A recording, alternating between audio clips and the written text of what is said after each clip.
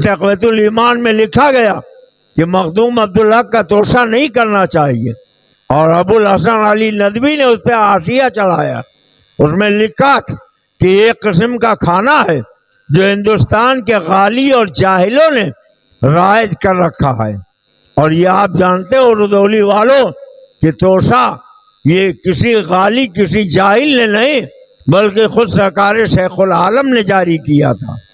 ان کی بارگاہ میں شیخ بختیار کی اہلیہ جب خیریت معلوم کرنے اپنے شوہر کا آتی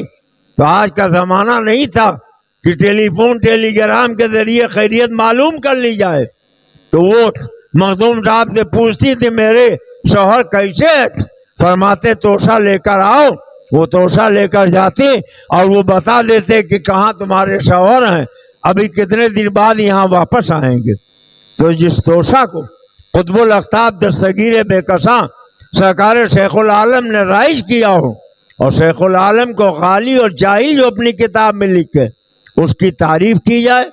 اس کی مدح سرائی کی جائے، اس کی تحسین کی جائے، تو ہمیں صرف اتنا کہنے دیجیے، ہم ایسی کل کتابیں قابل ضبطی سمجھتے ہیں، ہم ایسی کل کتابیں قابل ضبطی سمجھتے ہیں کہ جن کو پڑھ کے بیٹے باپ کو خبتی سمجھتے ہیں۔ سرکار شیخ العالم حضرت مخدوم احمد عبدالحق ردولوی نے سرجو ندی میں 6 مہینے تک کھڑے ہو کے وظیفہ کیا، آج اس کو تپسیہ کہا جاتا، اور یہ نہیں بتایا جاتا کہ جب دریا میں کھڑے ہوئے تو انہوں نے اپنی زبان سے کیا کہا تھا۔ انوار العیون فی اسرار المکنوز حضرت شاہ عبد القدوس کی جمع کردہ مخدوم صاحب کے ملفوظات کی کتاب ہے، آپ اسے اٹھا کے دیکھیں، اس میں صاف صاف لکھا ہوا ہے کہ حضرت سرکار شیخ العالم مخدوم احمد عبدالحق ردولوی 6 مہینے تک سرجو ندی میں کھڑے ہو کر وظیفہ کرتے رہے، اور ان کے وظیفے کے الفاظ یہ تھے: دین محمد قائم دائم، دین محمد قائم دائم، دین محمد قائم دائم صلی اللہ علیہ وسلم، یعنی رسول خدا کا دین قائم رہے، رسول خدا کا دین قائم رہے، رسول خدا کا دین قائم رہے، اور آج اسی کو مٹانے کی کوششیں کی جا رہی ہیں۔ سرکار شیخ العالم کے آستانے پر آپ جاؤ تو آپ کے چوکھٹ پر 3 جگہ لکھا حق حق حق۔ سرکار شیخ العالم کے مزار کے سرانے بھی 3 جگہ لکھا ہوا حق حق حق۔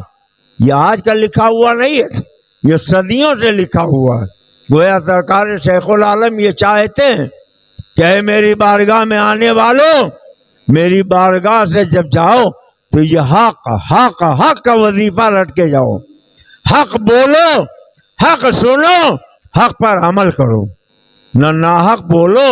نہ ناحق سنو، نہ ناحق کا ساتھ دو۔ سرکار شیخ العالم کے دیار میں رہنے والوں،